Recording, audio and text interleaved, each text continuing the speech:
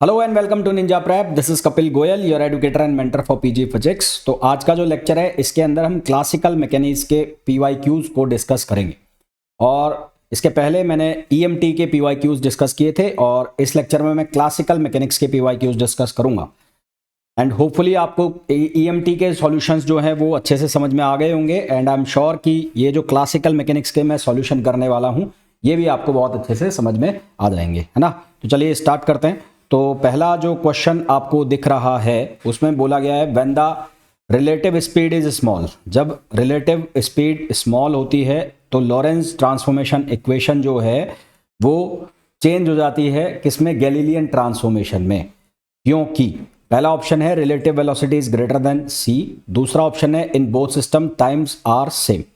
हालांकि आप direct answer लगा सकते हो अगर आपको लॉरेंज और गैलीलियन ट्रांसफॉर्मेशन का आइडिया है, फिर मैं आपको बता देता हूं।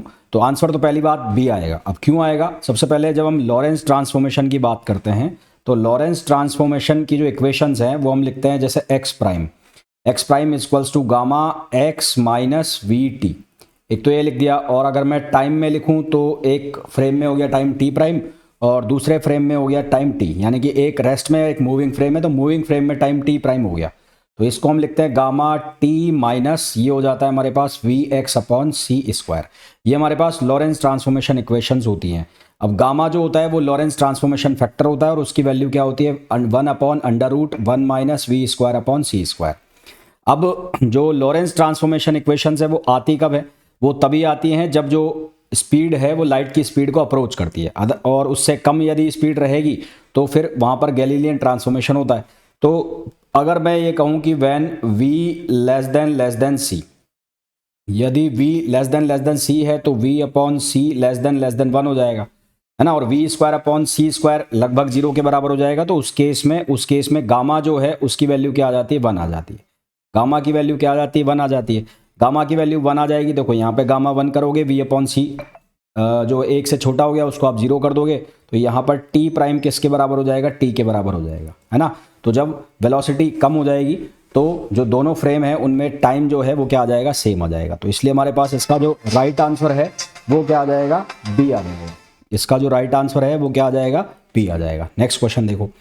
नेक्स्ट क्वेश्चन में बोला है in the Lorentz transformation the 4 dimensional volume element. Lorentz transformation के अंदर 4 dimensional volume element non uniform होता है, शॉर्ट होता है, इनवेरिएंट होता है, एनहेंस्ड होता है। तो आंसर तो क्या आएगा, इनवेरिएंट। अब इनवेरिएंट क्यों आएगा, क्योंकि लॉरेंस ट्रांसफॉर्मेशन जो है वो प्रिजर्व करता है स्पेस टाइम इंटरवल को, है ना। तो Lorentz transformation preserve space time interval, ये प्रिजर्व करता है स्पेस टाइम इंटरवल को। और अगर आपको ध्यान हो तो इसके लिए जो इक्वेशन बनाई जाती है वो बनाई जाती है डी एस स्क्वायर, ये बन जाता है C square D square minus ये हो जाता है D X square minus D Y square और माइनस डी जेड स्क्वायर, ये इसके लिए इक्वेशन बनती है। अब जो डिटर्मिनेट होता है लॉरेंस ट्रांसफॉर्मेशन मैट्रिक्स का वो होता है यूनिटी यानी कि 1। तो determinant of Lorentz transformation matrix, determination of Lorentz transformation matrix, इसकी जो वैल्यू होती है वो 1 होती है, यूनिटी।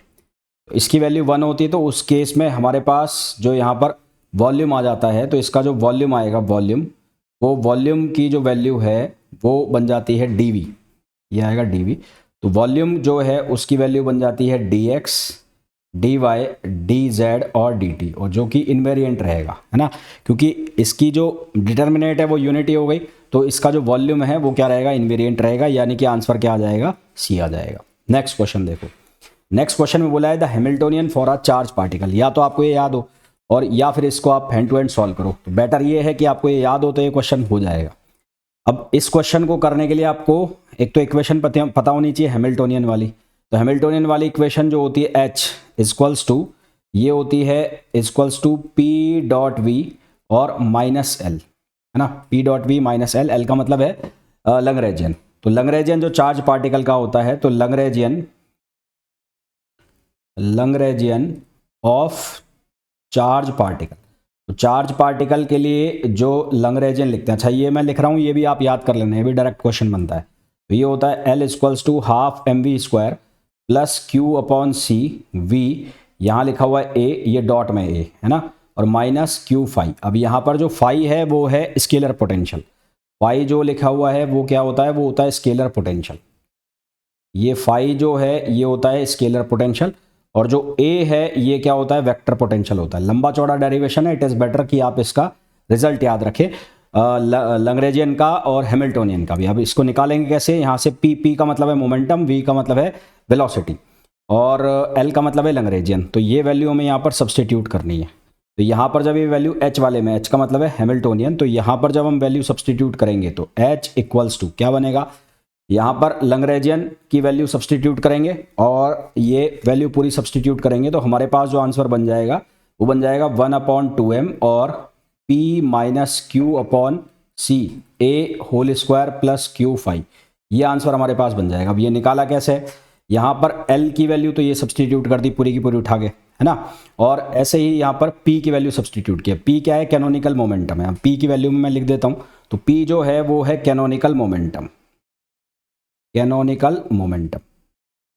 P जो होता है वो होता है कैनोनिकल मोमेंटम, और ये कैनोनिकल मोमेंटम बनता है mv प्लस ये हो गया Q बाय सी ए, ये चार्ज पार्टिकल के लिए Q बाय सी ए। तो ये वैल्यू P की रखी हमने यहाँ पर इस इक्वेशन में, फिर V की वैल्यू, V तो V ऑलरेडी जो है वो है, L की वैल्यू ये वाली रखी, तो उससे हमारे पास ये रिजल्ट बनता है। अब इतना सारा करेंगे तो अपने पास इतना टाइम होता नहीं है, तो इट इज़ बेटर कि लैग्रेंजियन चार्ज पार्टिकल का डायरेक्ट याद रखा जाए और इसी तरह से हैमिल्टोनियन चार्ज पार्टिकल का डायरेक्ट याद रखा जाए। तो इसका जो आंसर है वो क्या आ जाएगा, इसका आंसर डी आ जाएगा, डी। नेक्स्ट क्वेश्चन देखो, नेक्स्ट क्वेश्चन में पूछा है in a simple dynamic system, simple dynamic system के लिए उसकी जो टोटल एनर्जी है वो क्या रहती है, कांस्टेंट रहती है। टोटल एनर्जी, टोटल एनर्जी, तो टोटल एनर्जी को यदि मैं T से लिखता हूं तो T equals to E plus V, वो क्या रहती है, कांस्टेंट रहती है। तो हमारे पास आंसर जो आ जाएगा वो A आ जाएगा ना, क्या आंसर आ जाएगा, A आंसर आ जाएगा। नेक्स्ट क्वेश्चन देखो, नेक्स्ट क्वेश्चन है if Hamiltonian H is not an explicit function of time, यदि वो एक्सप्लिसिट फंक्शन नहीं है तो इनमें से कौन सा सही होगा। तो फॉर हैमिल्टोनियन, हम हैमिल्टोनियन के जो इक्वेशन ऑफ मोशंस लिखते हैं उनमें एक मोशन जो होती है, तो फॉर हैमिल्टोनियन, हैमिल्टोनियन, तो उसके लिए हम इक्वेशन लिखते हैं D H upon D T equals to del H upon del T. और अगर ये h जो है वो एक्सप्लिसिट फंक्शन नहीं है टाइम का, तो if h is not explicit, explicit का मतलब है डायरेक्ट डिपेंड नहीं कर रहा, एक्सप्लिसिट फंक्शन ऑफ टाइम, तो ये एक्सप्लिसिट फंक्शन नहीं है, तो उस केस में del H upon del T यानी कि जो पार्शियल है वो क्या हो जाएगा, जीरो, और इसका मतलब D H upon D T क्या हो गया, जीरो, और D H upon D T zero होगा, तो उस केस में एच की वैल्यू क्या आ जाएगी, कांस्टेंट आ जाएगी।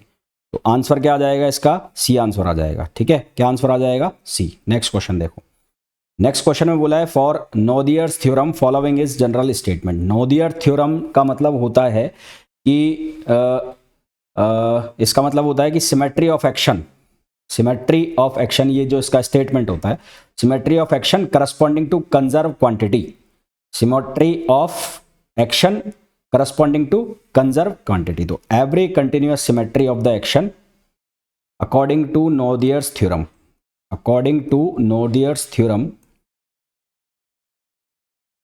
According to Noether's theorem, every continuous symmetry, every continuous symmetry of the action, symmetry of the action corresponding to conserved quantity, corresponding to conserved quantity।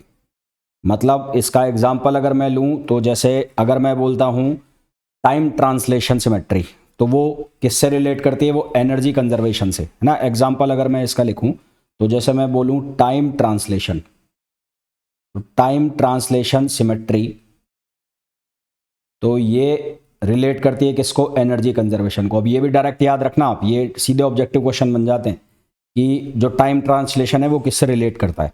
इसी तरह से स्पेस ट्रांसलेशन की बात करूं, space translation symmetry, space translation symmetry, अगर इसको हम देखें तो ये रिलेट करता है किसके साथ, ये रिलेट करता है मोमेंटम कंजर्वेशन से। तो ये मोमेंटम कंजर्वेशन आ गया।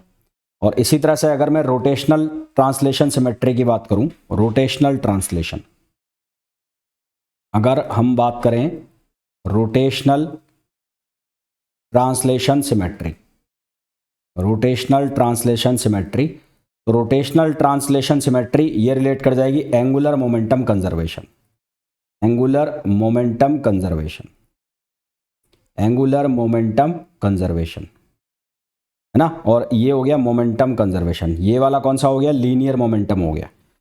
तो कुल मिलाकर बात इतनी सी है कि नॉदियर्स थ्योरम ये कहती है कि कोई भी कंटिन्यूअस सिमेट्री जो एक्शन की होती है वो एक कंजर्व क्वांटिटी के साथ जुड़ी हुई होती है, ठीक है। तो हमारे पास सही आंसर क्या आ जाएगा, interplay between symmetry properties and conserve quantity, यानी कि ऑप्शन सी। नेक्स्ट क्वेश्चन देखो, नेक्स्ट क्वेश्चन बोला है identify the Hamilton Jacobi equation of time dependent Schrodinger equation for short wavelength limit. ये याद करने वाला क्वेश्चन है, ये आंसर आ जाएगा, है ना।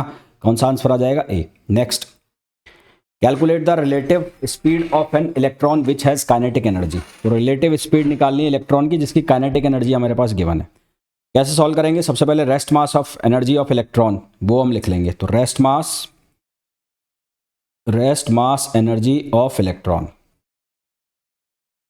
Rest mass energy of electron, और ये कितनी लिखी जाएगी, ये लिखी जाएगी MEc², और इसकी वैल्यू होती है 0.511 मेगा इलेक्ट्रॉन वोल्ट। याद कर लेना ये वैल्यू, कई बार डायरेक्ट क्वेश्चन पूछा जाता है रेस्ट मास इलेक्ट्रॉन का कितना होता है या रेस्ट मास एनर्जी कितनी होती है, तो 0.511 mega electron volt. Relativity theory से हमने पढ़ा है कि E इक्वल्स टू होता है K + MEc²। अब जो K है उसकी वैल्यू हमें गिवन है 4 मेगा इलेक्ट्रॉन वोल्ट, और प्लस इसमें ये कर दिया मैंने 511, तो यहाँ से हमारे पास एनर्जी की वैल्यू आ गई 4.511, और ये आ गया मेगा इलेक्ट्रॉन वोल्ट। अब यहाँ से हम क्या निकाल लेंगे, यहाँ से हम ट्रांसलेशन फैक्टर निकाल लेंगे गामा की वैल्यू। तो गामा की जो वैल्यू निकलेगी वो कैसे निकलेगी, E/MEc²।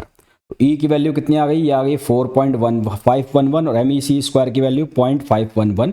तो इसको जब हम सॉल्व करेंगे तो यहाँ से हमारे पास जो वैल्यू बनेगी उससे हम किसकी वैल्यू निकालेंगे, उससे V की वैल्यू निकालेंगे। तो ये अप्रॉक्सीमेटली आएगी 0.833। अब यहाँ पर हमें यूज़ करना है gamma equals to 1/1 - V²/c², Lorentz transformation factor की वैल्यू होती है। तो यहाँ से इसको हम लिख सकते हैं 1 - V²/c² इक्वल्स टू 1/γ²। तो यहाँ से V की वैल्यू हमारे पास जो बनेगी वो बनेगी C√1 - 1/γ²। इसको हम सॉल्व करेंगे तो अप्रॉक्सीमेटली वैल्यू आएगी हमारे पास 2.98 × 10⁸, जो कि लगभग इक्वल हो जाएगी 3 के। तो आंसर जो हमारे पास आ जाएगा वो कौन सा आ जाएगा, ए आंसर आ जाएगा, है ना। आंसर कौन सा आ जाएगा, ए आ जाएगा। नेक्स्ट क्वेश्चन देखो, नेक्स्ट क्वेश्चन में पूछा है a point in phase space. Phase space जो होता है वो मल्टी डायमेंशनल स्पेस होता है जिसके अंदर सिस्टम के अंदर जितने भी पॉसिबल स्टेट्स हैं वो सारी की सारी कंसिडर की जाती है, जैसे कि मोमेंटम स्पेस, और उसके अलावा जो पोजीशन स्पेस है वो भी उसके अंदर होता है। तो जो फेज स्पेस है वो पोजीशन और मोमेंटम कोऑर्डिनेट से मिलकर बना हुआ होता है। तो हमारे पास आंसर क्या आ जाएगा, सी आ जाएगा। Next, identify the example of central force. Central force का मतलब होता है ऐसा फोर्स जो फंक्शन हो किसका, डिस्टेंस का, मतलब जिसका मैग्नीट्यूड जिसकी जो डायरेक्शन है वो ऑलवेज जो है वो किस पे डिपेंड करती हो, डिस्टेंस पर, और जो हमेशा डायरेक्ट करता हो या तो टुवर्ड्स द पॉइंट या अवे फ्रॉम द पॉइंट, है ना। तो सेंट्रल फोर्स का मतलब है central force always direct towards, और away from the point, away from a point. और इसकी जो वैल्यू है वो डिपेंड करती है मैग्नीट्यूड ऑफ डिस्टेंस पर, डिपेंड करती है डिस्टेंस के ऊपर, और रेडियल डायरेक्शन में एक्ट करता है, ठीक है। And it's value and it depends on distance from fixed point. Fixed point से डिस्टेंस पर ये डिपेंड करता है। जैसे पहला फोर्स लिखा हुआ है ग्रेविटेशनल फोर्स, ये सेंट्रल फोर्स है। इसके अलावा दूसरा जो लिखा हुआ है ये कूलम फोर्स, ये भी सेंट्रल फोर्स है। तीसरा स्प्रिंग फोर्स लिखा हुआ है, ये भी सेंट्रल फोर्स है। तो हमारे पास सही आंसर क्या आ जाएगा, डी आ जाएगा, ठीक है। तो आई होप जितने भी क्वेश्चंस मैंने आपको कराए हैं बहुत अच्छे से समझ आ गए होंगे। फिर भी आपको कोई डाउट है तो आप पूछ सकते हैं। मिलते हैं नेक्स्ट वीडियो में। Till then thank you, bye bye.